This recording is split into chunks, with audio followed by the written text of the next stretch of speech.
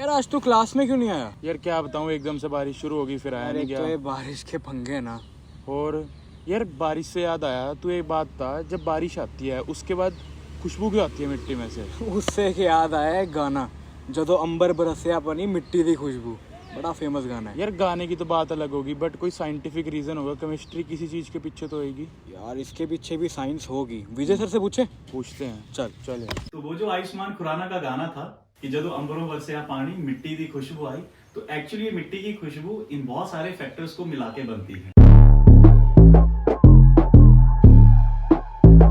Hello students, welcome to BCC things. आपके mind में भी कभी ना कभी ये क्वेश्चन जरूर आया होगा कि बारिश के एकदम पहले या बारिश के बाद ये फ्रेग्रेंस किस चीज की आती है। तो आओ आज इस मिस्ट्री की केमिस्ट्री सुलझाएं। तो इस यूनिक फ्रेग्रेंस को साइंटिस्ट ने नाम दिया है पेट्रिकोर।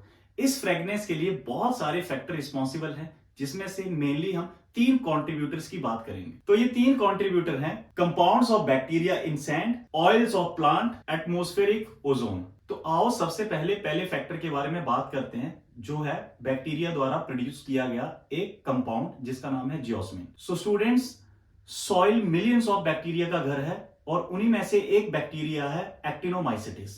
ये एक्टिनोमाइसिटिस सॉइल में एक केमिकल प्रोड्यूस करता है जिसका नाम है जियोस्मिन।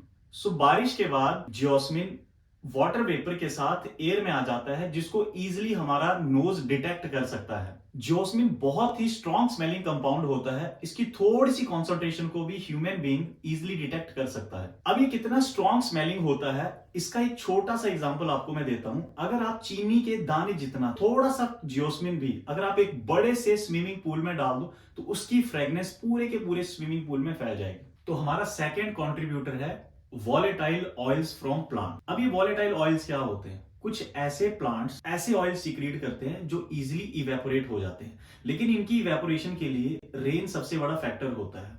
जैसे ही रेन होती है, ये वॉलेटाइल ऑयल इजीली ऑक्सीडाइज हो जाते हैं एंड इनके छोटे छोटे वेपर्स पूरी एयर में फैल जाते हैं, जिसको इजीली हमारा नोज डिटेक्ट कर लेता है। साइंस का मानना है कि प्लांट ये ऑयल इसीलिए सीक्रेट करते हैं सो दैट वाटर के लॉस को रोका जा सके, वाटर के लॉस को प्रिवेंट किया जा सके। हमारा तीसरा कंट्रीब्यूटर है ओजोन गैस, और ओजोन गैस ही रिस्पॉन्सिबल है प्री रेन स्मेल के लिए। तो आपने कई बार सुना होगा, हमारे बुजुर्ग पहले से ही प्रिडिक्ट करके बता देते थे कि कितनी बारिश होने वाली है, यानी कि लाइट बारिश होगी या हैवी रेन होगी। एक्चुअली वो ये सब ओजोन गैस की स्मेल को डिटेक्ट करके ये सब बताते थे। तो ये ओजोन की फॉर्मेशन हमेशा हाई एल्टीट्यूड पे होती है। जब भी लाइटनिंग होती है तो एक इलेक्ट्रिक स्पार्क प्रोड्यूस होता है। ये इलेक्ट्रिक स्पार्क हाई एल्टीट्यूड में प्रेजेंट ऑक्सीजन को ब्रेक कर देता है ऑक्सीजन के इंडिविजुअल्स एटम में, यानी कि O2 को वो ब्रेक कर देता है नेसेंट ऑक्सीजन एटम में।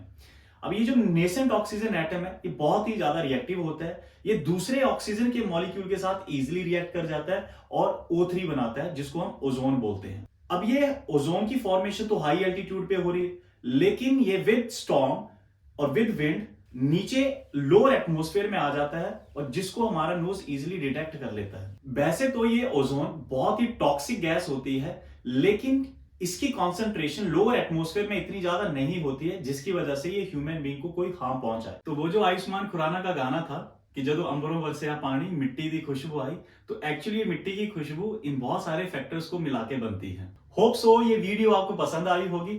नेक्स्ट वीडियो कौन से टॉपिक के ऊपर होनी चाहिए, कमेंट सेक्शन में जरूर बताएं।